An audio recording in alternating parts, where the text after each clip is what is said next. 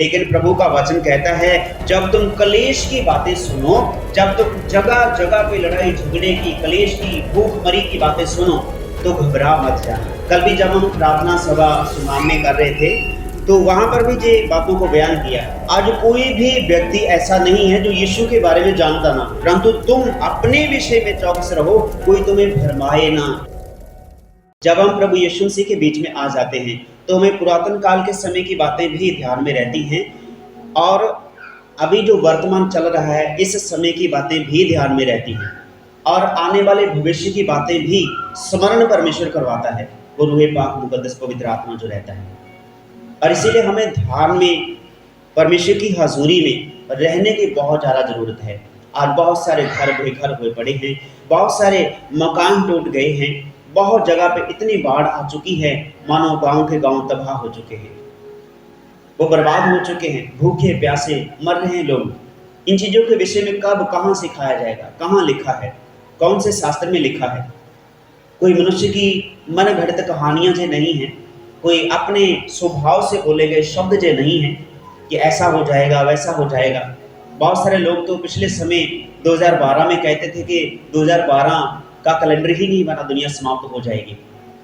लेकिन प्रभु यीशु मसीह चेतावनी देते हैं, बहुत सारे मेरा भेष धार कर, मेरा स्वरूप धार कर इस जगत में आ जाएंगे और बहुत से कहेंगे मैं मसीह हूँ, मैं यीशु हूँ। और ऐसा हुआ भी विदेशों में, जो कहने लगे कि देखो मैं यीशु हूँ, यीशु की तरह जो फिल्मों में दिखाया जाता है, हॉलीवुड फिल्मों में दिखाया जाता है, लंबे लंबे बाल रख लिए और लंबा सा चोगा पहन के कहने लगे मैं यीशु हूँ। और अपने साथ बहुत सारी स्त्रियों को, बहुत सारे भाइयों को रख लिया कि तुम्हें बस यही प्रचार करना है कि जे यीशु है। और प्रभु ने कहा ऐसी बातें शुरू हो जाएंगी जो निशानी है अंतिम समय की, लेकिन तुम भरमाए ना जाओ, तुम कहीं अपने मार्ग से भटक ना जाओ। ऐसी बातें जो परमेश्वर के पवित्र वचन से हमें सीखने को मिलती हैं, जगत आपको सिखाएगा नहीं, बल्कि वो आपको गुमराही में और कमजोरी में, लाचारी में धकेलने की समर्था रखता है। आपके भाई बहन आपसे नफरत करते हैं और आप सभी लोग यहाँ पे बैठे हैं, कहीं भी जाते हैं कोई भी अच्छा नहीं बोलता, हमें सभी लोग बुरा कहते हैं। क्यों? क्योंकि परमेश्वर का वचन कहता है धन्य हो तुम जब लोग तुम्हें अलग अलग बातें कहकर, बुरी बुरी बातें कहकर तुम्हें तुम्हारे विषय में बातें करें। आमीन। धन्य है वो लोग जो गरीब हैं, क्योंकि स्वर्ग में जगह जो है वो परमेश्वर ने उन लोगों के लिए बनाई है। और क्या तुम नहीं जानते कि हे भाइयों, तुम नहीं जानते कि परमेश्वर ने उन लोगों को चुन लिया जिनको जगत निकाले हुए समझता है, जिनको जगत निकाले हुए, कुचले हुए, बेघर समझते हैं, उनको परमेश्वर ने चुन लिया, यीशु मसीह ने चुन लिया, ताकि स्वर्ग में धनी बन जाएं, सियोन में परमेश्वर की हजूरी में।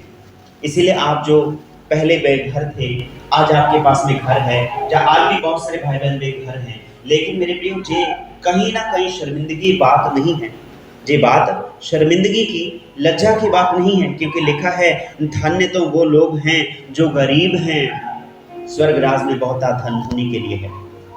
यदि आप भूखे हैं तो लज्जा की बात नहीं है, क्योंकि परमेश्वर का वचन कहता है धन्य है वह लोग जो आज भूखे हैं, क्योंकि स्वर्ग का राज्य निकट है और उनको रजाया जाएगा। ये बात लज्जा की नहीं है कि आपको पानी पीने के लिए कोई देता नहीं है, मिलता नहीं है, बल्कि परमेश्वर का वचन कहता है धन्य हो तुम जो आज प्यासे हो, तुम तृप्त किए जाओगे। हालेलुया। और ये लज्जा की बात नहीं है कि आपके पास, किसी व्यक्ति के भाई बहन के पास में अच्छे चलने के लिए जूते चप्पल नहीं है, जहाँ पहनने के लिए अच्छे सुंदर वस्त्र नहीं है, जहाँ गहने नहीं है, सोने के, चांदी के, हीरे को मोहर जड़े हुए। तो ये लज्जा की बात नहीं है कि आपके पास में वो गहने नहीं है। तो परमेश्वर का वचन कहता है धन्य है वो जो कंगाल हैं, क्योंकि स्वर्ग का राज्य उन्हीं के लिए है।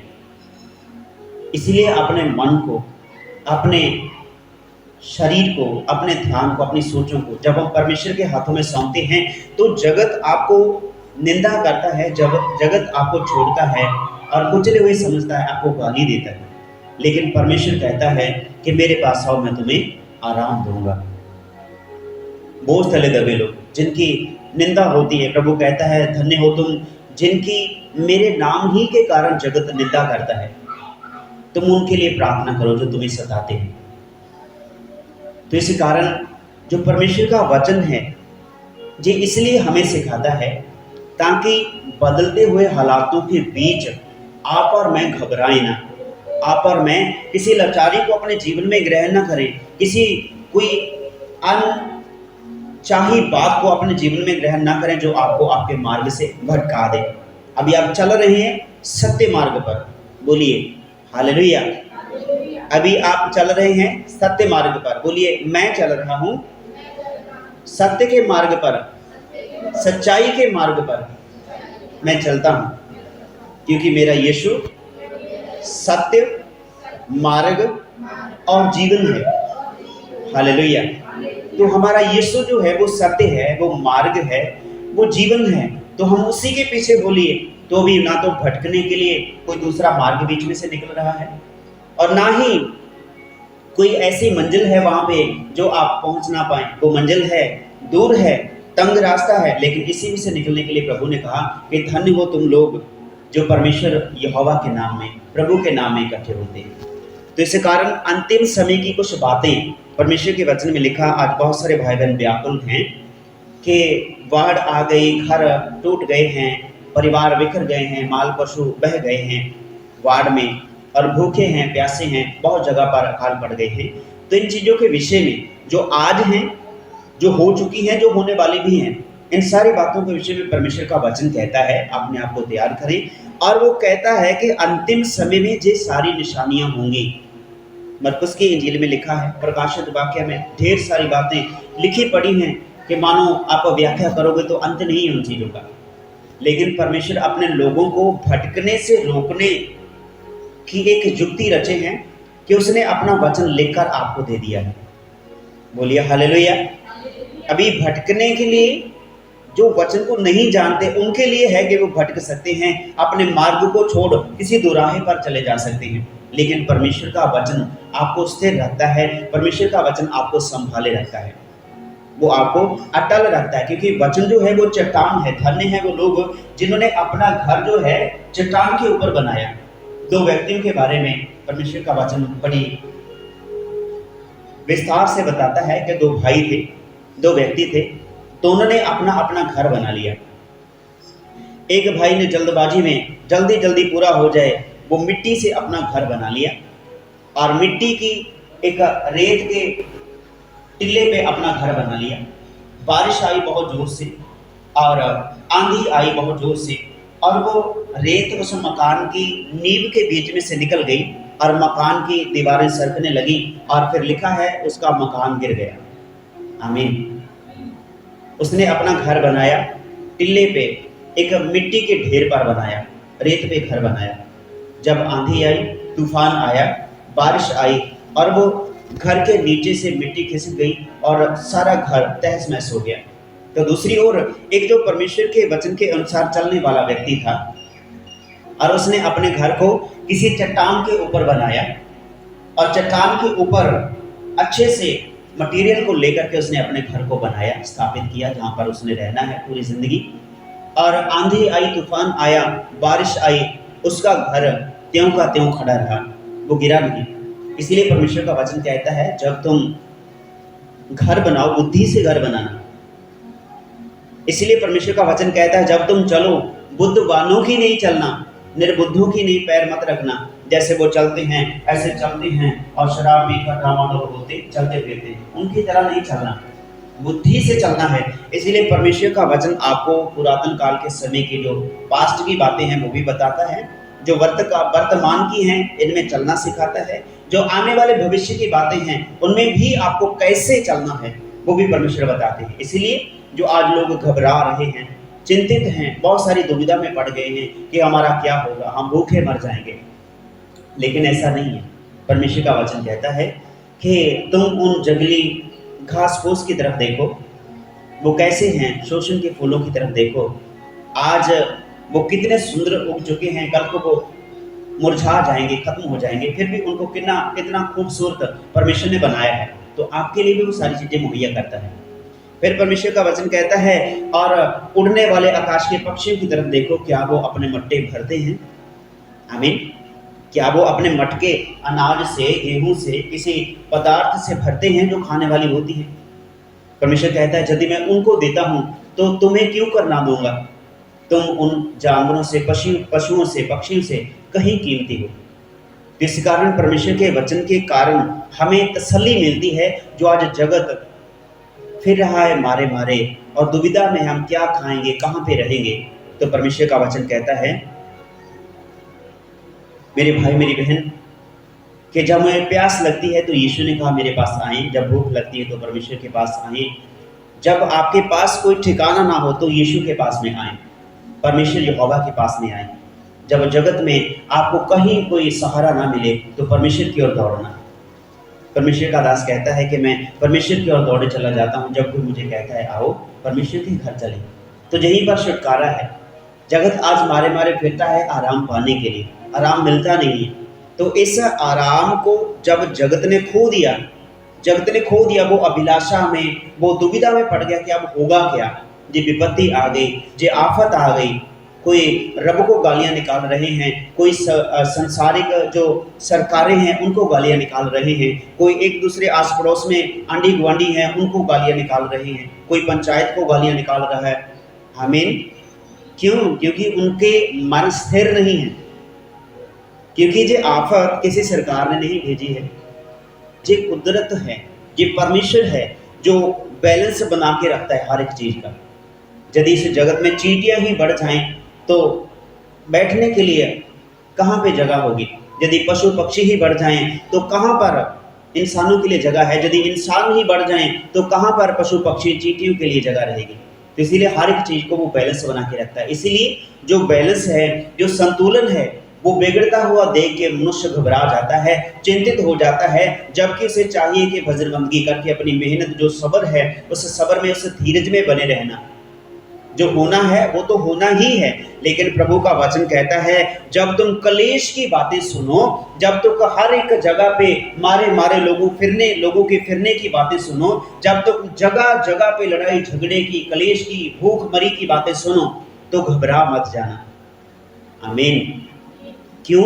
क्योंकि परमेश्वर का वचन कहता है तुम्हें घबराना नहीं है, चिंता नहीं करनी है इन बातों के विषय में, क्या हम खाएंगे, कहाँ पर रहेंगे, कहाँ पर जाएंगे, क्या पहनेंगे। लेकिन परमेश्वर का वचन मेरे प्रिय भाई मेरी बहन नई जिंदगी देता है। जिनको वचन पता नहीं, जिनको परमेश्वर की व्यवस्था के बारे में पता नहीं, वो भटक जाते हैं। इसीलिए परमेश्वर ने कहा तुम भटक नहीं जाना, तुम घबरा मत जाना। तुम्हें भटकाने वाले बहुत मिलेंगे कि आओ यहाँ पर आराम है, वहाँ पे आराम है। लेकिन यीशु तो कहता है जहाँ भी तुम 2 या 3 जने बैठ जाओगे मैं तुम्हारे बीच में मौजूद होऊंगा। धन्य है वह लोग जो परमेश्वर यहोवा के नाम में इकट्ठे होते हैं। तो परमेश्वर अपने लोगों में उतरता है तसल्ली देने के लिए। और परमेश्वर का वचन कहता है, मरकुस की इंजील 13 अध्याय उसकी 3 आयत से पढ़ना शुरू करेंगे। जब वह जैतून के पहाड़ पर मंदिर के सामने बैठा था तो पतरस और याकूब और यूहन्ना अंद्रयास ने अलग जाकर उनसे पूछा, हमें बता कि ये बातें कब होंगी। आमीन। हालेलुया। अंद्रयास जो सभी लोग प्रभु यीशु मसीह के पास में बैठे थे उस जैतून पहाड़ के मंदिर में, वहां पे पास में बैठे थे, तो प्रभु के शिष्य जो हैं वो कहने लगे प्रभु यीशु मसीह तो हर एक चीज के विषय में अच्छी बात करता है, लेकिन हमें ये सारी चीजें जो तूने बताई हैं ये कब होने वाली हैं? उसने बताया था कि सूर्य जो है वो अंधेरा हो जाएगा, चला जाएगा। चंद्रमा जो है वो रक्त की नहीं लाल हो जाएगा। मेरे प्रिय भाई मेरी बहन, परमेश्वर का वचन ये कहता है कि उनके शिष्यों ने उनसे बात करी कि प्रभु हे गुरु तू हमें बता ये सारी चीजें कब होने वाली हैं, ये सृष्टि का अंत जो है कब आएगा, कब अंत आ जाएगा जगत का। तो मेरे प्रिय भाई मेरी बहन, परमेश्वर का वचन इन बातों के विषय में कहता है जब वह जैतून के पहाड़ पर मंदिर के सामने बैठा था तो पतरस और याकूब और यूहन्ना और अंद्रयास ने अलग जाकर उससे पूछा, हमें बता कि ये बातें कब होंगी और कब ये सब बातें पूरी होने पर होंगी, उस समय का क्या चिन्ह होगा। हालेलुया। तो इन सारी बातों के विषय में जैसे आज आप देखते हैं जगत में हाहाकार है, बहुत सारी विपत्तियां जगत में हैं, तो इन हालातों के बीच में प्रभु यीशु मसीह के चेले उनसे सवाल करते हैं, पूछते हैं, अलग जाकर पूछते हैं कि प्रभु कब होंगी ये बातें। तो आगे हम आयतों को पढ़ेंगे। और जब ये सब बातें पूरी होने पर होंगी, उस समय का क्या चिन्ह होगा?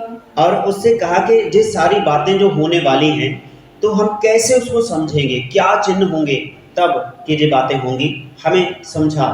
यीशु उनसे कहने लगा, चौकस रहो कि कोई तुम्हें ना भरमाए। बहुत तेरे मेरे नाम से आकर कहेंगे मैं वही हूँ, और बहुतों को भरमाएंगे। जब तुम लड़ाइयाँ और लड़ाइयों की चर्चा सुनो तो ना घबराना, क्योंकि इनका होना अवश्य है, परंतु उस समय अंत ना होगा। क्योंकि जाति पर जाति और राज्य पर राज्य चढ़ाई करेगा। हर कहीं भूकंप होंगे और अकाल पड़ेंगे। यह तो पीड़ाओं का आरंभ ही होगा। आमीन। तो यीशु ने जो शुरुआती समय में कह दिया, इसीलिए प्रभु ने कहा था कि जब तुम ऐसे हालातों को होता हुए देखो तो तुम्हें चौकस रहना है, तुम्हें घबराना नहीं है, वरन प्रार्थना करनी है। और आगे के कुछ शब्दों में लिखा, उसके लिए तुम्हें प्रार्थना करनी है। और लिखा है, और प्रार्थना किया करो कि यह दिन जो हैं जाड़े के ना हो, सर्दी के दिन ना हो, ठंड के समय में ऐसे हालात ना बने। कुछ और बातें परमेश्वर ने कही अपने लोगों से, ताकि ये हम इसलिए बता रहे हैं ताकि गांव में भी जो सुनते हैं और जो चर्च में आप सभी भाई बहन आए हैं परमेश्वर की उपस्थिति में, उसकी हुजूरी में आप सुन पाएं। और ये आशीषित हैं लोग जो इस वचन पर मनन करते हैं। धन्य हैं वह लोग जो इस व्यवस्था की लिखी हुई बातों को पढ़ते, सुनते और उन पर अमल करते हैं। तो हमें ध्यान देना है। प्रभु यीशु मसीह कहते हैं, जब दुनिया में लड़ाई झगड़े की बातें सुनाई देंगी, एक देश दूसरे देश के विरोध में खड़ा हो जाएगा, जंगे लड़ेंगे, वो आप खबरों में आप रोज सुनते हैं। और एक राज्य दूसरे राज्य पर चढ़ाई करेगा, पंजाब हरियाणा के खिलाफ हरियाणा पंजाब की तरफ, राजस्थान है ना, इस तरह करके हर एक राज्य दूसरे राज्य की ओर चढ़ाई करेगा। लड़ाई झगड़े छेड़ेंगे, खुंदके छेड़ेंगे, और कहीं ना कहीं ऐसी युक्ति बनाएंगे कि कैसे हम इनको खदेड़ डालें। इस कारण मेरे प्रिय भाई मेरी बहन, प्रभु यीशु मसीह कहते हैं, जाति जाति के ऊपर लड़ाई झगड़ा उत्पन्न करेगी। एक जाति जो है अपने आप को बचाने के लिए दूसरी जाति को मारने की युक्ति बनाएगी, खदेड़ने की युक्ति बनाएगी। एक घर अपने आप को बसाने के लिए दूसरे घर को उजाड़ देने की युक्तियां बनाएंगे। एक व्यक्ति अपने आप को जीवित रखने के लिए अपने दूसरे भाई का घात करेगा। तो ऐसी बातें जो परमेश्वर के वचन में लिखी हैं, तो क्यों लिखी गई? हर एक जगह पे भूकंप आएंगे और अकाल पड़ेंगे, यह तो पीड़ाओं का आरंभ ही होगा। अभी जो शुरुआती समय है, अभी तो बहुत कुछ होना बाकी है। बहुत सारे नबियों ने, बहुत सारे भविष्यवक्ताओं ने, अर्थात मैं यीशु के बिना किसी पर विश्वास नहीं करता, बहुत सारे लोग अपने मन ही से बातें कर देते हैं। आज यदि कहे कि पास्टर सुखविंदर ने कनकवाल चर्च से जे अनाउंसमेंट की है कि अकाल पड़ेंगे, तो मैं नहीं कर रहा। किसने कहा? यीशु मसीह ने बोल दिया पहले से। यदि मैं कहूँ कि मैं बोल रहा हूँ तो ये गलत बात है। ये परमेश्वर का वचन कहता है कि जगह जगह पे अकाल पड़ेंगे, भूखमरी हो जाएगी, तंगी आ जाएगी, मुसीबतें बढ़ जाएंगी, कष्ट क्लेश हाहाकार मच जाएगी। ये सब तो पीड़ाओं का आरंभ ही होगा, अभी तो शुरुआत ही है। तो इसीलिए मेरे भाई मेरी बहन, ये सारी चीज़ें जो हैं हमें सावधान करने के लिए हैं।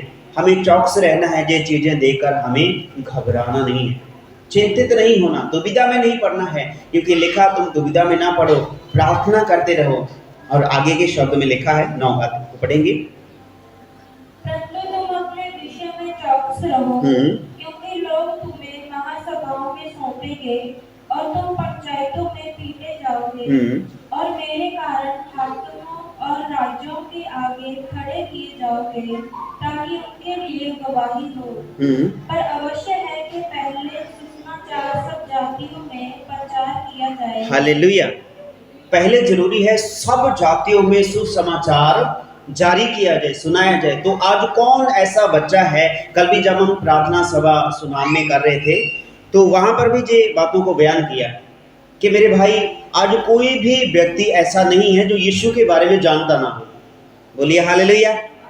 यही तो यीशु ने कहा था कि जब तक एक एक कान परमेश्वर की वाणी को सुन ना ले, एक एक जवान यीशु का नाम ना ले ले, चाहे वो यीशु की भक्ति करने के लिए यीशु का नाम लेते हैं, चाहे गाली निकालने के लिए यीशु का नाम लेते हैं, चाहे बुरी टिप्पणी करने के लिए नाम लेते हैं, चाहे आराधना करने के लिए यीशु का नाम लेते हैं। और प्रभु का वचन कहता है कि हर एक जुबान यीशु का नाम लेगी। आमीन। कौन है ऐसा जिसने नाम नहीं लिया आज तक यीशु का? सबने नाम लिया, सबने जान लिया। तो अभी ये क्या है, सबने यीशु का नाम लिया है, उसके नाम को सुना है, उसके वचन को सुना है कि जाति जाति पर चढ़ाई करेगी और कौम कौम के ऊपर अत्याचार करेगी, एक व्यक्ति दूसरे व्यक्ति को तंग करेगा, अपनी भूख मिटाने के लिए दूसरे के हाथ से रोटी छीन लेंगे लोग। आमीन। दूसरे का चैन छीन कर अपना चैन लेने की कोशिश करेंगे, अपना चैन हासिल करने के लिए, अपने आप को बेचैनी से बचाने के लिए दूसरों का चैन खो देंगे लोग, घबराहट में डाल देंगे, मार घात हो जाएगी। तो यहाँ पर प्रभु यीशु से क्या कहते हैं, परंतु तुम अपने विषय में चौकस रहो, कोई तुम्हें भरमाए ना। प्रभु यीशु मसीह ने सबसे पहले इन बातों को बोल दिया। फिर बाद में यीशु मसीह एक जगह पे और भी कहते हैं कि देखो तुम्हें घबराना नहीं है, इसीलिए कि मैंने तुम्हें जो पहले से ही बता दी है, यदि आफत आती है तो ये अचानक नहीं होने वाली है, सब कुछ पहले से प्री प्लानिंग है और कब ये बातें होने वाली। पिछले दिनों में एक बहन बाहर से फोन करती है और कहती है कि भैया इस बार बारिश नहीं हो रही है। वो क्या बोली कि इस बार फसल बिल्कुल अच्छी भली खड़ी है और बारिश नहीं हो रही है। पूरे सावन में थोड़ी हल्की बारिश हुई और उस बहन ने कहा पहले की तरह कभी बारिश नहीं हुई, अभी कितने साल हो गए मैंने देखा नहीं। तो परमेश्वर के दास ने यही बोला कि बहन जी बारिश इसलिए नहीं हो रही क्योंकि परमेश्वर की कुछ और योजना है। आमीन। क्योंकि वो हालातों को बदलता है, उन हालातों को जो घमंड से भरी हुई आंखें हैं उनको उनका घमंड तोड़ने के लिए जो होता है सब कुछ, क्योंकि स्थिर करने के लिए परमेश्वर ने इंसान को बनाया अपने जैसा। जब परमेश्वर के आत्मिक लेवल से मनुष्य ऊंचा नीचा हो जाता है तो उसको बराबर करने के लिए परमेश्वर आते हैं। तो परमेश्वर के दास ने कहा कि जे जब फसल पकने लगेगी तो जो बारिश होने वाली है और बारिश होगी भी ज़्यादा, बहुत सारी जगहों पर घात जो हो जाएगी, फसल खराब हो जाएगी और कहने लगे हमारी फसल बहुत अच्छी हो रही है। तो परमेश्वर के दास ने यही कहा आप घमंड मत करें, क्योंकि परमेश्वर का न्याय डंडा जब चलता है तो उसके सामने कोई खड़ा नहीं हो पाता। और वही बात हो रही है, जीरी लगी लगाई पूरी कद काठी की अच्छी हरी भरी फसल पानी में डूब रही है। क्यों? क्योंकि वचन जब कल शाम को हम पढ़ रहे थे तो परमेश्वर का वचन बताता है कि जो जौ की फसल है वो तहस महस हो चुकी है, बाइबल में लिखा हुआ। आमीन। हालेलुया। जौ की फसल तहस महस हो चुकी है। परमेश्वर के पवित्र वचन बाइबल की बातें हैं, जो मेरी मन घड़त बातें नहीं है मेरे प्रिय भाई मेरी बहन। ये अंतिम समय की निशानियां हैं। यीशु ने बताया कि समय में जे रहते जे निशानियां होंगी कि जो अकाल पड़ेंगे, भूखमरी बढ़ जाएगी, एक दूसरे के प्रति जो प्रीति है वो ठंडी पड़ जाएगी और घूस खाने वाले लोग खड़े हो जाएंगे, पैसा लेकर काम करवाने वाले लोग खड़े हो जाएंगे। किसी गरीब को कोई वस्तु चाहिए, अभी पिछले दिनों किसी ने अनाउंस करा कि हम परमेश्वर का बाइबल चौकस करता है। यहाँ पर एक खास बात लिखी है 9 आयत में, परंतु तुम अपने विषय में चौकस रहो। क्यों चौकस रहे? सावधान रहे मेरे भाई। बोलिए हालेलुया। बोलिए मैं चौकस रहूंगा, मैं सावधान रहूंगा, मैं खबरदार रहूंगा। आमीन। हमें खबरदार रहना है। और जो वचन लिखा है परंतु तुम अपने विषय में चौकस रहो। यीशु ने सारी बातें बोल दी कि लड़ाई झगड़े होंगे, मार घात होगी। तो जब वो भाई हमसे पूछ रहा है कि ऐसी बातें हैं, तो हमने उनको भी बताया कि जो ऐसी बातें हैं मेरे भाई, जो कलेश हैं वो अचानक बढ़ जाएंगे, विपत्तियां जो हैं अचानक आ जाएंगी। कब आती हैं? जब मनुष्य अपने मुख से कहने लगे भाई आनंद मंगल चल रहा है हमारा। तो आमीन। जब लोग कहें भाई आनंद मंगल से खाते हैं, बड़े शौक से खाते हैं, आते जाते हैं, बड़ा आराम है, तब ये विपत्तियां शुरू होती हैं। इसीलिए प्रभु का वचन कहता है जब तुम खुशी मनाओ, बड़े डर और भय के साथ में खुशी मनाना। क्योंकि जिन महलों के विषय में कभी किसी ने बात करी कि ये महल मैंने बना लिया, तो महल वो महल नहीं, वो खंडर बन जाते हैं। आमीन। यदि कोई कहे कि मेरा राज्य तो कायम है, तो उसका राज्य असल में गिरने की तादाद पर खड़ा होता है। यदि कोई कहे मैं अमीर हूं, तो उसकी अमीरी पर परमेश्वर हंसता है और कहता है तो भले ही अमीर है, भले ही तृप्त है, लेकिन मुझे तुझ पर तरस आता है, तू तरस के योग्य है, तेरे हालात बहुत मंदे हैं। आमीन। परमेश्वर का वचन चौकस करता है कि तुम चौकस रहो, परंतु तुम चौकस रहो क्यों? आज बहुत सारे लोग ये कहते हैं कि हमने हड़ पीड़ितों के लिए खाना मुहैया कर दिया है, हमने हड़ पीड़ितों के लिए वो अच्छी वस्तुएं, भोजन वस्तुएं दे दी हैं, पिक खींच खींच कर डाल रहे हैं। और हम देख रहे थे किसी बच्चे ने गवाही दी कि जहाँ पर कोई सेवक, कोई मिनिस्ट्री वाले आए और हमारे हाथों में बिस्कुट की डिब्बी दे दी और एक पानी की बोतल दे दी, और उन्होंने सभी ने पास में फोटो खींचकर और फोटो अपने कैमरे में ले ली, और बाद में फोटो खींच के हमारे हाथों से बस खाना भी छीन के ले गए। बोलो भाई, चौकस रहिए। आमीन। कौन है जो सोशल मीडिया पर दिखावा करते हैं? मत्ती की इंजील 6 अध्याय में जो लिखा कि तुम अपने धर्म के काम लोगों को दिखाने के लिए ना करो, अपनी भलाई के काम लोगों को दिखाने के लिए, जगत को दिखाने के लिए ना करो। आज गरीबों की गरीबी का मजाक उड़ा रहे हैं लोग सोशल मीडिया पे। किसी के घर में त्रेड़ आ गई तो पूरी दुनिया में कह रहे हैं कि देखो इनका घर ढह गया। हालांकि परमेश्वर का वचन जो कहता है तुम्हें यदि मदद करनी है तो गुप्त में करो, एक हाथ से करो तो दूसरा हाथ ना जाने। आमीन। आपने किसी गरीब की मदद कर दी तो आपका पड़ोसी ना जाने किसने किसी गरीब को भोजन दे दिया। ये होती है सेवा। इसीलिए परमेश्वर का वचन कहता है परंतु तुम अपने विषय में चौकस रहो, ये बातें मनुष्यों को दिखाने के लिए नहीं करनी है। बहुत सारी बहनें खड़ी हुई, भाई खड़े हुए, और जिन्होंने कहा कि जहाँ से किश्ती आती गई और हमारे साथ फोटो खिंचवाई और भोजन किसी ने कुछ नहीं दिया, 3 दिनों से भूखे हैं। तो ये सब दिखावा है। क्या है? इन चीज़ों से चौकस रहने के लिए। प्यार ठंडा पड़ जाएगा। अंतिम समय की निशानियां हैं मेरे भाई मेरी बहन कि प्रीति जो है वो ठंडी पड़ जाएगी, विश्वास भरोसा जो है टूट जाएगा, एक दूसरे के प्रति कटवाहट, घात, निंदा की बातें शुरू हो जाएंगी। इन चीज़ों से चौकस रहना। लोग आपको कहेंगे कि तुम ऐसा है तो ऐसा है, लेकिन हम जैसे हैं वैसे के वैसे ही प्रभु की हजूरी में उसके मन भावते रहने की कोशिश करें, अपने आप को तैयार रखें। बोलिए हालेलुया, आमीन। तो इसलिए यदि दिखावा है तो परमेश्वर के सामने उसके वचन में लिखा तेरे जो भलाई के धार्मिक काम हैं परमेश्वर के सामने, और फटे चिथड़ों की नहीं वो है, कूड़े करकट की ढेरी की नहीं वो पड़े हैं मेरे भाई मेरी बहन। इसीलिए अपने आप को चौकस सावधान रहें। और 18वीं आयत में लिखा और प्रार्थना किया करो कि ये सारी बातें जाड़े में ना हो, क्योंकि वे दिन ऐसे कलेश के होंगे कि सृष्टि के आरंभ से जो परमेश्वर ने सृजी है अब तक ना तो हुए हैं और ना कभी होंगे। ऐसे क्लेश आने वाले हैं इस जगत में।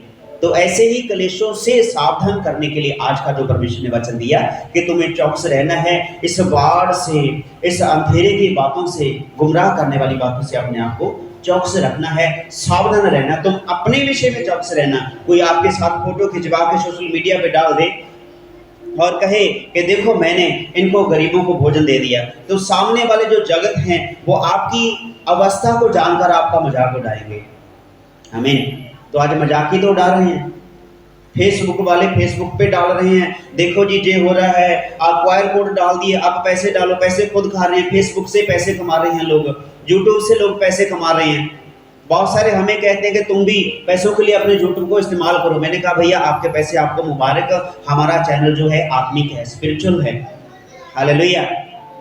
हम सोशल मीडिया दिखाने के लिए नहीं करते ये काम है, ये है आत्मिकता की ओर, स्पिरिचुअलिटी की ओर हमें बढ़ना है, सच्चाई की ओर बढ़ना है। सच्चाई कहाँ पे रहेगी? सोशल मीडिया पे दिखा के गरीबों की उस गरीबी का मजाक उड़ा रहे हैं, नंगा नाच करवा रहे हैं, उनके पास में रोटी हाथ पे रख के फोटो खिंचवा के और डाल के फेसबुक पे, यूट्यूब पे, और कहते हैं हमने गरीबों को भोजन दे दिया, और बाद में वो उनके हाथों से छीन लिया। हमने खुद गवाह हैं इन चीजों के, परमेश्वर खुद गवाह है। आमीन। क्यों मेरे भाई? अपनी वाही वाही के लिए दूसरों की गरीबी की निंदा, दूसरों की जिंदगी की धज्जियां उड़ा रहे हैं उनके जीवन की। क्यों? क्योंकि यीशु ने कह दिया अंतिम समय में प्रीति ठंडी हो जाएगी। अपने फायदे के लिए दूसरों को इस्तेमाल करने वाले लोग खड़े हो जाएंगे। बहुत सारे मेरा नाम लेके खड़े हो जाएंगे, बहुत सारे मेरा नाम लेकर आएंगे और कहेंगे मैं वही हूँ। इसलिए सावधान रहना। बहुत सारे लोग कहते हैं, हालांकि यीशु में नहीं है, वो कहते हैं ये देखो गरीबों का मसीहा बन के आ गया। अरे मसीहा बनना इतना आसान नहीं है। हालेलुया। मसीहा बनना इतना आसान नहीं है, गरीबों का सहारा बनना इतना आसान नहीं है। गरीबों का सहारा बनने के लिए आपको गरीब होना पड़ेगा। आमीन। और ये संदेश उनके लिए है जो लोगों को दिखाने के लिए अपने कार्य को करते हैं, लोगों के हाथ पे रख के भोजन, फोटो खींच के भोजन को वापस ले लेते हैं। बच्चे जो हैं वो फिर भूखे हैं, गरीब व्यक्ति भूखे जो फिर भूखे हैं, प्यासे हैं, जो उनके लिए है। यदि करना है तो काम ऐसा करिए, आपका एक हाथ करे तो दूसरा जाने ना। इस कारण मेरे प्रिय भाई मेरी बहन, हमें सावधान रहना है और चौकस रहना है। प्रभु का वचन कहता है परंतु तुम अपने विषय में चौकस रहो, और चौकसी से, सावधानी से आपको चलना है। परमेश्वर के वचन के अनुसार आपको चलना है, निम्रता से आपको चलना है। हालातों को देखकर डरना घबराना नहीं है, बल्कि इन हालातों के बीच में से निकलने के लिए परमेश्वर ने पहले ही बता दिया कि तुम्हें घबराना नहीं, चिंता नहीं करनी, क्योंकि मैंने तुम्हें पहले ही ये सारी बातें बोल दी हैं कि ऐसा होना जरूरी है।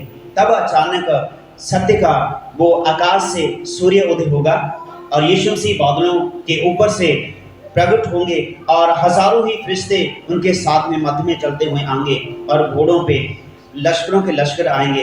एक एक आंख उस परमेश्वर की उस आमद को देखेगी, कोई ऐसी आंख नहीं होगी जो प्रभु का दर्शन ना करेगी। इसलिए सावधान रहना।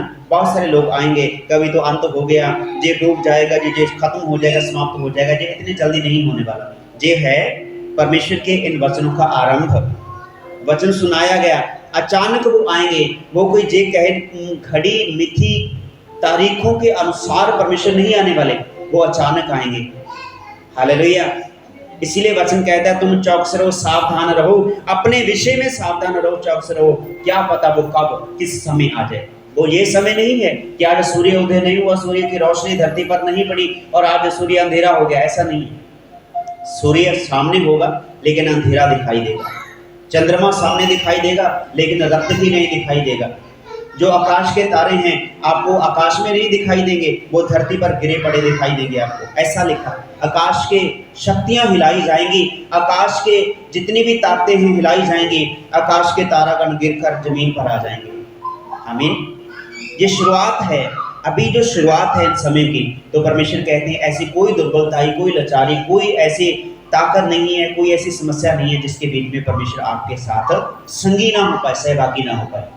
यीशु मसीह आपके साथ में रहे हैं, आपके मध्य में रहे हैं और वे तुमको ऐसे क्लेश के बीच में से बाहर निकालेगा। वो परमेश्वर अपने लोगों को एक चेतावनी देते हैं। 14वीं आयत आप पढ़ेंगे। जब तुम उस उजाड़ने वाली घृणित वस्तु को यहाँ उचित नहीं वहाँ खड़ी देखो, तब जो यहूदियों में हो वे पहाड़ों पर भाग गए। आमीन। हालेलुया। जब तुम एक घृणित वस्तु को जहां पर वो होनी नहीं चाहिए वहां पर तुम देखो, जैसे ऐसा मैं आपको सिर्फ बता रहा हूं आपकी नॉलेज के लिए, क्योंकि हम उन बातों की गवाही देते हैं जिनको हमने देखा और जिनको हमने सुना, जिनको महसूस किया, जिनकी चेहरे की आकार जो होती है वो शेप बहुत ही अजीब होती है। आमीन। और उसके हाथों के जो नाखून होते हैं उसके हाथों से भी लंबे होते हैं, बहुत ही भयानक। उसकी कोहनियां जो हैं, ये चमड़ी जो है वो उधेड़ी रहती है और उसके शरीर की बॉडी में से ऐसा मान लीजिए कि कांटे और ये हड्डियां दिखाई देती हैं। अलग किस्म की उसकी जीवनी है। बयान करें तो कैसे उन चीज़ों को हमने अपनी आंखों से देखा और महसूस किया और बहुतेरे लोगों के बीच में से और निकालने का समर्था परमेश्वर ने दिया। और वो शैतान क्या कहता है कि मेरे साथ तू समझौता कर ले और हम मिलके, आप अपने कामों को करना, मैं अपने कामों को करूँगा। आमीन। तो वो जिन्न की जो हरकतें हैं वो परमेश्वर का वचन बताता है मेरे प्रिय भाई मेरी बहन, वो अंधेरे की जो ताकतें हैं आपको गुमराह करेगी। जब तुम ऐसी वस्तु को उस जगह पर देखो जहाँ तुम खड़े हुए देखना नहीं चाहते हो, जहाँ तुम सोचते हो कि यहाँ पर परमेश्वर का अनुग्रह है, वहाँ पर उस दुष्ट की, अंधेरी दुष्ट की आत्मा को देखो और वहाँ से परमेश्वर का वचन कहता है तुरंत भाग जाए। आमीन। हालेलुया। जब तुम उजाड़ने वाली घृणित वस्तु को जहाँ उचित नहीं वहाँ खड़ी देखो, तब जो यहूदिया में हो वह पहाड़ों पर भाग जाएं। अभी पहाड़ कहाँ पर है? परमेश्वर का भवन। अभी पहाड़ कहाँ पर है? यीशु मसीह है चट्टान। तो वहाँ पर भागना है, उसकी हजूरी में आना है। तो देखो परमेश्वर का दास क्या कहता है, जब मुझे कोई दुख कोई तकलीफ होती है, जब कोई संकट मुझे घेर लेती है, मैं चट्टानों की ओर दौड़ूंगा। आमीन। तो यीशु मसीह का वचन कहता है, परमेश्वर का वचन कहता है कि जो चट्टान है वो यीशु मसीह है। तो इसीलिए जो परमेश्वर का वचन है आपको चौकस करता है, आपको आपको उन घृणित वस्तुओं से बचाता है। वो परमेश्वर आशीषित करता है, आपको सावधान करता है कि आपको सावधान रहना है ऐसी बातों से। जब ऐसी घृणित वस्तु को आप देखो वहां पर, तो आपको भाग जाना है। कहां पर? चट्टान में, परमेश्वर की शरण में आपको आना है। और आगे 15 आयत हम पढ़ेंगे। जो छत पर हो वह अपने घर से कुछ लेने को नीचे ना उतरे और ना भीतर जाए। आमीन। जो अपने घर की छत के ऊपर हो, ये कब की निशानियां हैं? जब विपत्ति बढ़ जाएगी। आज के हालात में देखें, छतें गिरने वाली हैं, लोगों की बहुत सारे मकान गिर भी गए हैं। तो वैसा लिखा है, जब तुम ऐसी बातों को देखो तो अपनी छत पर ना चढ़े। और लिखा है, यदि ऐसी बातों को देखो तो अपने अंदर भी ना प्रवेश करें। जब आप ऐसे हालातों को देखें कि ये अच्छी नहीं है, ये चीज़ अच्छी नहीं है, तो वहाँ पर उस छत के नीचे या छत के ऊपर ना चढ़े। और ऐसे हालातों में, ऐसी गली ऐसी चौराहों में ना भागे जहाँ पर आप ऐसी बातों को होता हुए देखें। इसीलिए परमेश्वर का वचन क्लियर करता है मेरे भाई मेरी बहन। और यदि खेतों में हो वह अपना कपड़ा लेने के लिए पीछे घर को ना लौटे। यदि आप ऐसी चीज़ों को देखते हैं कि खेतों में है वो वस्तु खड़ी हुई है, वो घृणित वस्तु खड़ी है, तो आपको सावधान रहना है कि यदि आप वहां पे देखते हैं तो भागकर अपने घर में नहीं आना है कि मैं अच्छा वस्त्र लेके जाऊं। क्यों? क्योंकि परमेश्वर का वचन बयान करता है, आज जो भविष्य की बातें हैं, आज वर्तमान की बातें जो हैं मेरे भाई मेरी बहन, ये ऐसी बातें हैं कि आज यदि कोई बाहर कोई अचानक कोई बात हो जाए तो अपने घर की तरफ दौड़ेगा ही दौड़ेगा बंदा। क्यों? क्योंकि उसके पास फोन होगा, वो दिखाने के लिए आएगा, वीडियो बनाने के लिए आएगा। इसलिए परमेश्वर का वचन कहता है, जो डिवाइस हैं इनको लेने के लिए घर की तरफ मत दौड़ें जब ऐसी बातें आप होते हुए देखो। आज ऐसा ही है, कल पिछले समय में, कल के दिन की बात है, आज सुबह मेरे पास एक मैसेज आया। जाखल साइड जाते हुए एक भाई का एक्सीडेंट हो गया। दो बुजुर्ग थे, उनकी पगड़ियाँ खिलर गई, बिखर गई, बाइक टूटी पड़ी है साइड पे, और वो गिरे पड़े हैं साइड में खदानों में। और उठाने वाला उनको उठा नहीं रहा, फोन बना के, फोन देख के वीडियो बना रहा है। भाई ये बंदे किसके हैं, पहचान लो। अरे पहचान तो लेके पहले उठा तो लो उनको। आमीन। ऐसी बातें, वो चोट है, घायल हुए पड़े हैं, खून निकल रहा है, बारिश हो रही है, भीग रहे हैं, जख्मी पड़े हैं। अपना फोन उठा के कह रहा, जे नंबर है गाड़ी का, जे इनकी शक्ल है, जे इनकी पगड़ियां जहाँ पे पड़ी हैं, पहचान लो किसके हैं। भाई पहचान लेंगे, पहले इनको उठा तो लो, वहां से खतानों में से बात तो निकाल लो। ऐसी बातों से परमेश्वर सावधान करते हैं। आप सावधान रहिए। बहुते लोग आएंगे मदद करने वाले, लेकिन मदद के नाम पर आपको लूटने वाले खड़े हो जाएंगे। आमीन। इसीलिए चौकस रहें। ऐसी बातों को वो घृणित वस्तु खुद ही मनुष्य बन जाएगा। सामने बीमार व्यक्ति है, लेकिन खुद ही उनकी लाचारी को कैद करने के लिए और लोगों को दिखाने के लिए वो चीज़ें उत्पन्न हो जाती हैं। आमीन। हालांकि समय है उनको बचाने का, हालांकि समय है उनकी मदद करने के लिए। उनकी लाचारी का मजाक जगत में उड़ाया जाता है कि देखो जे पड़े। आमीन। तो इसीलिए ऐसी बातों को यदि आप देखते हैं तो जो हादसा कहीं पे हो जाए वो भागकर अपने घर ना आए, वहीं पर ठहरे, मदद करे। और यदि कोई खेतों में खड़ी हुई ऐसी बात को देखे तो वो अपने घर को ना लौटे। छत पर खड़ा है, वो किसी दुष्ट की ताकत को देखे, आसमान से कहीं पर खड़ी हुई देखे तो वो नीचे ना उतरे, क्योंकि वो शैतान वहीं पे खड़ा होगा आपको घात करने के लिए। हमें ऐसी बातें आपको घबराने के लिए नहीं बल्कि चौकस करने के लिए परमेश्वर का वचन है। और लिखा है, और खेत में हो वह अपना कपड़ा लेने के लिए खेत से घर पीछे ना लौटे। उन दिनों में जो गर्भवती और दूध पिलाती होंगी उनके लिए हाय हाय। आमीन। जो दूध पिलाती बहनें अपने बच्चे को उठाए, और उनके लिए परमेश्वर का वचन कहता है हाय, कि अगर उन दिनों कोई गर्भवती होगी और जो पेट से हैं और जिनके पास में बच्चे दूध पिला रहे हैं उन बच्चों को, उनके लिए हाय, क्योंकि उनके लिए कोई दया नहीं दिखाएगा। हमें उनके लिए कोई दया नहीं दिखाएगा। ना तो गांव का सरपंच दया दिखाएगा, ना कोई मेंबर दया दिखाएगा, ना कोई मोहल्ले का व्यक्ति दया दिखाएगा, ना ही कोई आसमान की ताकत दया दिखाएगी। क्योंकि लिखा है आसमानी जो अनुग्रह है परमेश्वर का वो धरती से उठा लिया जाएगा, क्योंकि लोगों ने विश्वास नहीं किया। जे उनके लिए रहेगी जिन्होंने विश्वास किया, जे दया, जे अनुग्रह उन लोगों के लिए रहेगा जिन्होंने यीशु पर विश्वास किया, उस परमेश्वर के इकलौते पुत्र यीशु पर विश्वास किया। इसीलिए तो यूहन्ना की किताब 3 अध्याय में लिखा कि उस परमेश्वर ने जगत से प्यार किया है, जो जगत में आया वो इसलिए नहीं आया यीशु कि लोगों को दोषी ठहराए, बल्कि वो इसलिए आया ताकि जो कोई उस पर विश्वास करे अनंत जीवन पाए, परमेश्वर के प्रेम को पाए। इस कारण जो उस पर विश्वास करेंगे उनके लिए हाय नहीं, जे उनके लिए हाय है जो उस समय परमेश्वर के नाम को घृणा करेंगे, परमेश्वर के लोगों से घृणा करेंगे, जे उनके लिए हाय है। आमीन। कहीं बार भी देख लेना, मसीह लोगों के जीवन में अनंत काल का जो आनंद है वो दिया गया, और लिखा है और प्रार्थना किया करो कि यह दिन जो हैं वह ठंड के ना हो, जाड़े के ना हो। इस कारण मेरे भाई, जे सर्दी के दिनों में हालातों को बताया गया, यदि आज आपको कोई गुमराह करे ना कि देखो बाढ़ आ गई, यीशु आने वाला है, आने वाला तो है, पक्की बात है, यीशु आने वाला है, जल्दी आएगा।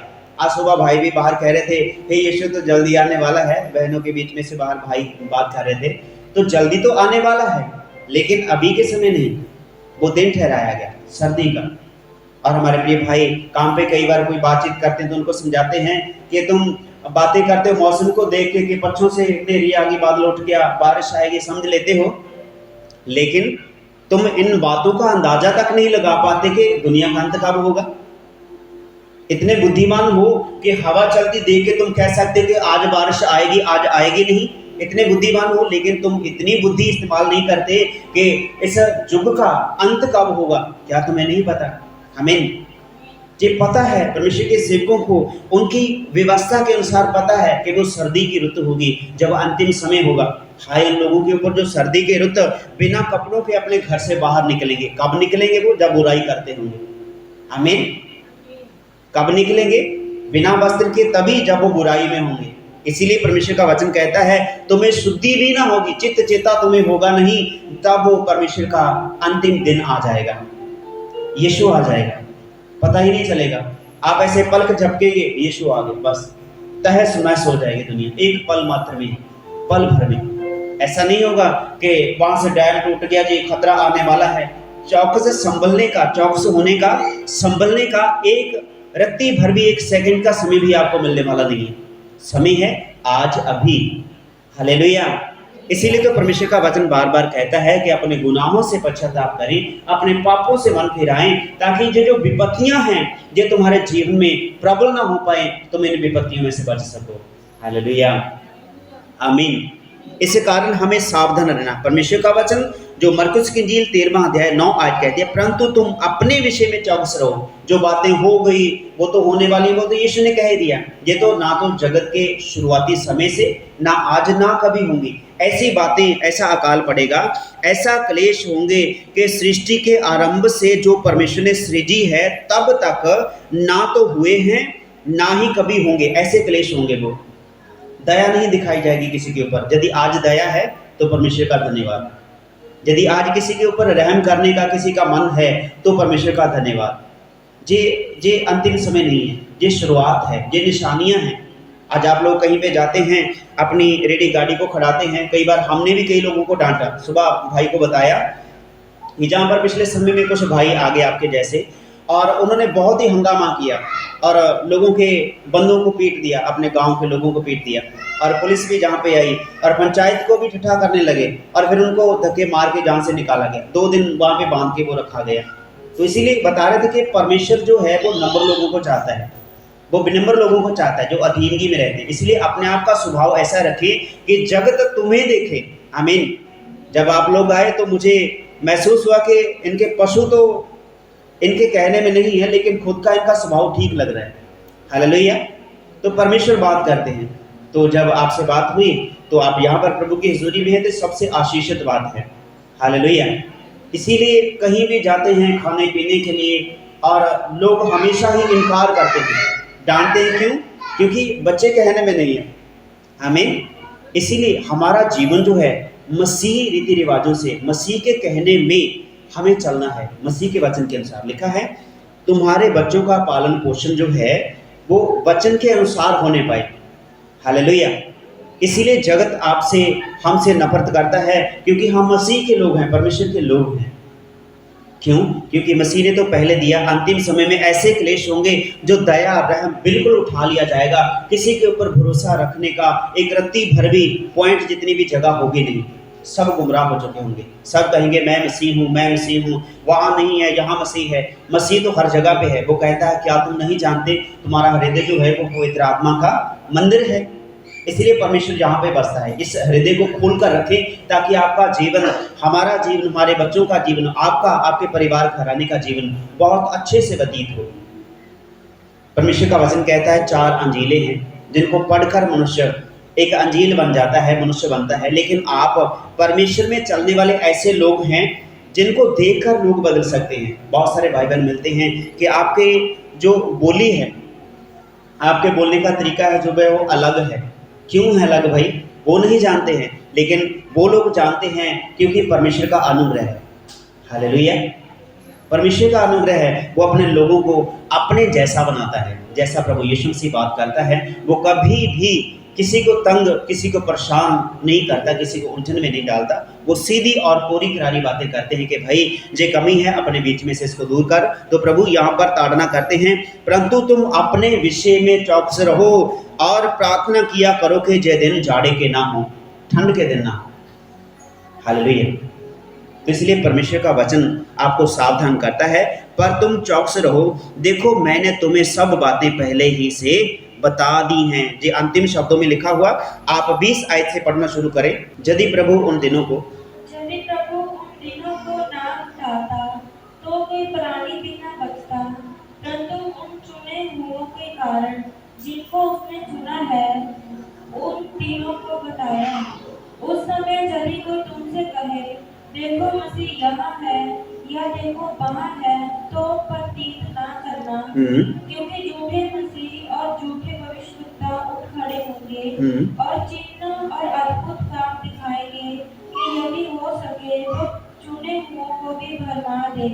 पर तुम चौकस रहो, देखो मैंने तुम्हें सब बातें पहले से ही बता दी हैं। आमीन। तो अभी निशानियां हैं। अभी तो शुरुआत हुई है ना प्रचार करने की, अभी समाप्त नहीं हुआ। ज़्यादा समय नहीं लगाए, लेकिन कोशिश करेंगे जल्दी समाप्त करने की। तो ये निशानियां हैं। यीशु ने कहा ये आरंभ है, अभी आरंभ है प्रचार का भी, इस जगत में भी, इन विपत्तियों का, आपत्तियों का। तो लिखा है यदि प्रभु उन दिनों को कम ना करता तो कोई भी प्राणी बचता ना। अभी जो कह रहे हैं ना कि यीशु आता नहीं, देरी कर दे, तो यीशु ने देरी इसलिए करी अपने आने में ताकि कोई ना कोई तो बच जाए। हालेलुया। यदि वो आने में देरी ना करता तो कोई भी व्यक्ति, यहाँ पर लिखा कोई भी प्राणी बचता ना। प्रभु का वचन कहता है कि हर एक छोटे से छोटा भी बचाया जाए। मान लो जो अब गर्भ में हैं, जो बच्चे दूध पी रहे हैं, छोटे हैं, उनको समझ नहीं, जब वो बुद्धिमान हो जाएंगे तब मेरे प्रियो, और परमेश्वर का पवित्र आत्मा इन बातों के विषय में और प्रकाश कर रहा है, आप ध्यान से सुनिएगा। और ये क्यों लिखा गया हर एक छोटे से छोटा भी बचाया जाए? क्योंकि लिखा है उन दिनों में ये चीज़ें कम हो जाएंगी, जन्म लेना बच्चों का कम हो जाएगा, और जो होंगे वो सूझवान होंगे, बुद्धिमान होंगे, समझने वाले होंगे, ताकि परमेश्वर झूठा ना ठहरे कि मैंने तेरा वचन तो सुना नहीं भाई, मुझे तो किसी ने बताया नहीं। आमीन। कोई व्यक्ति ये नहीं कह पाएगा कि मेरे बच्चे ने नहीं सुना। बच्चा जवान होगा, वो सुनेगा परमेश्वर का वचन, माना नहीं तो क्लियर हो जाएगा परमेश्वर निर्दोष हैं। परमेश्वर अपनी युक्तियों में भला और खरा और सच्चा रहता है, वो निर्दोष रहता है। आमीन। इसीलिए हमने आपको कहा कि तब बच्चों का जन्म लेना बंद हो जाएगा, पैदाइश समाप्त हो जाएगी, तब अंतिम समय का आरंभ हो जाएगा, ताकि हर एक छोटे से छोटा जो बड़ा होगा वो सुनेगा, समझेगा। जब मानेगा नहीं तो दंड पाएगा। परमेश्वर का वचन कहता है पर तुम सावधान रहो, पर तुम चौकस रहो, देखो मैंने तुम्हें सब बातें पहले ही से बता दी हैं। इस कारण अपने आप को परमेश्वर की हजूरी में समर्पित करें।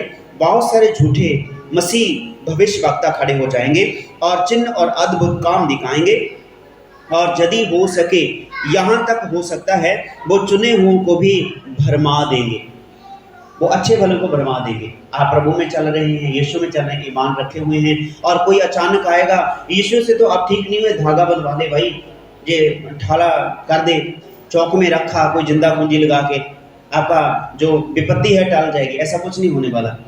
जो परमेश्वर ने कह दिया वो होगा। लाजमी होगा। बहुत से लोग भरमाए जाएंगे, जो अच्छे भले हैं प्रभु में चलते वो भी भरमाए जाएंगे। इसलिए परंतु परमेश्वर का वचन कहता है, परंतु तुम अपने विषय में चौकस रहो, पर तुम चौकस रहो, देखो मैंने तुम्हें ये सब बातें पहले ही से बता दी हैं। क्यों बता दी परमेश्वर ने? क्योंकि झूठे भविष्यवक्ता खड़े हो जाएंगे, झूठे काम दिखाने वाले खड़े हो जाएंगे, जो आपको पहले भी बताया। खुद को कहते हैं कि हाँ गरीबों की मदद के लिए खड़े हैं, लेकिन जो सोशल मीडिया से पैसा होता है वो तो गरीबों में नहीं जाता ना। लोगों से इकट्ठा हुआ धन वो तो गरीबों में नहीं जाता ना, वो तो खुद ही अपने अकाउंट में डलवाते हैं ना। आमीन। इसलिए झूठे लोगों से सावधान रहें, झूठी बातों से सावधान रहें। ऐसी आपत्तियां, ऐसी विपत्तियां आना अभी आरंभ है, शुरुआत है, लेकिन परमेश्वर ऐसा निर्दयी नहीं है कि किसी भी व्यक्ति की जान ऐसे ही व्यर्थ में चली जाए। और लिखा है हर एक जान ने अपना स्वयं का लेखा देना है, हर एक व्यक्ति ने अपने ही कर्मों का फल भोगना है। तो इसलिए अपने अपने कर्मों का हर एक व्यक्ति फल भोगता है। अगर आप अच्छे कर्म करोगे तो मेरे भाई मेरी बहन, वचन ही के अनुसार आपके अच्छे कर्म आपके साथ में जाएंगे। और बुक ऑफ रेवल्यूशन में लिखा है और प्रकाशित वाक्य की किताब में लिखा कि तेरे कर्म जो हैं भले, वचन के मुताबिक जो आप करते हो वही आपके साथ में जाएंगे और वही न्याय करेंगे कि देखो इसने इस जगह पर ये भलाई का काम किया है और ये इसके मध्य में है, लेकिन दिखावे के लिए नहीं होना चाहिए। हालेलुया। तो आइए हम सभी लोग खड़े हो जाएं। जो अंतिम समय की निशानियां हैं, जगह जगह पर अकाल बढ़ रही है और भूखमरी बढ़ रही है, खाना पीना कम हो रहा है, लेकिन परमेश्वर का एक वचन और मैं चेतावनी आप सभी लोगों को देता हूँ, एक आशीष की बात आपको बताता हूँ। और लिखा है जब अंतिम समय निकट होगा, जब अंतिम समय आ जाएगा तो कोई भी व्यक्ति भूखा नहीं रहेगा। तालियां बजा दो एक बार, हालेलुया हालेलुया। और लिखा है खाने पीने वाली वस्तुएं बहुत पड़ी होंगी, कोई भूखा नहीं मरेगा। हालेलुया। क्यों? क्योंकि सबने परमेश्वर के वचन को सुना और परमेश्वर का वचन बताता है कि जिन्होंने परमेश्वर का नाम ले लिया, सुन लिया, वो कभी भूखा नहीं मरेगा। आमीन। इसीलिए वचन पूरा होगा, चाहे कोई निर्धन है, चाहे कोई अपराधी है, दुष्ट है, विरोधी है, पापी है, कुछ भी क्यों ना, कुकर्मी क्यों ना हो, वो भी भूखा नहीं मरेगा। लिखा है अंतिम दिनों की जो निशानियां हैं, तब रोटी और धन बादू मिलेगा, बहुत ज्यादा मिलेगा, कमी नहीं होगी इन चीजों की। तो आज यदि कोई कमी है तो ये अंत नहीं है कि आज अंत आ गया है। उस दिन खाना खाने वाले पेट भर के खाना खाएंगे और जो प्यासे हैं और मदिरा से तृप्त हो जाएंगे, जैसे वो ठेके खुले पड़े हैं ना, वहां से तृप्त हो जाएंगे। सुबह भाई ने कहा कि हम में से कोई भी शराब नहीं पीता, मुझे बहुत खुशी हुई इन बहनों के बीच में से। हालेलुया। इन घरानों के बीच में कोई शराब नहीं पीता, ये बहुत आशीषित बात है। आमीन। उम्मीद करते हैं कि सच्चे हो, सच है, पक्की बात है, ताली मार दी जो होती। Hallelujah hallelujah. तो इसीलिए ये सच्चाई की बातें हैं, वचन की बातें, इसलिए सच्चाई से चलें तो दुष्ट आपके घरों में प्रवेश नहीं कर पाएगा। उन दिनों भूखमरी से लोग मरेंगे नहीं, वचन में लिखा है कि भूखमरी अकाल पड़ जाएंगे, लेकिन जब यीशु की आमद होगी तब कोई भूखा नहीं होगा और रोटियों के ढेर लगे होंगे, पैसों का ढेर लगा होगा, कोई कमी नहीं होगी किसी के पास में। ये है परमेश्वर के वचन, वो किसी को ऐसे ही नहीं उठाने देगा, ऐसे ही किसी को साथ में नहीं ले जाएगा। वो अपने वचन से भरेगा, पवित्र करेगा, शुद्ध करेगा विचारों में, सोचों में और जीवन के चाल चलन में, और परमेश्वर अपने लोगों को भरता है, आनंद करता है। तो आइए सभी लोग प्रार्थना करिए इस चल रहे हालातों के लिए, अपने आप के लिए, अपने परिवार घराने के लिए। परमपिता परमेश्वर, हम धन्यवाद करते हैं इस सुंदर समय के लिए।